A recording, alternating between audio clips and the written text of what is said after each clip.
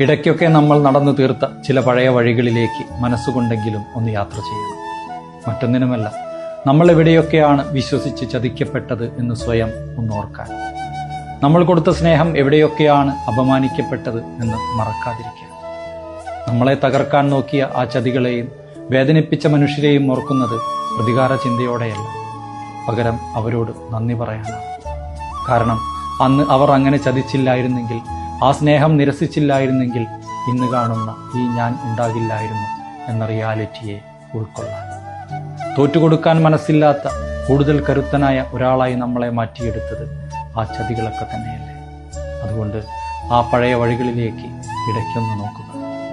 ചതിച്ചവരോട് പുഞ്ചിരിയോടെ പറയുക, നിങ്ങൾ തന്ന വേദനകളാണ് എന്നെ ഇന്നത്തെ ഞാനാക്കിയത്.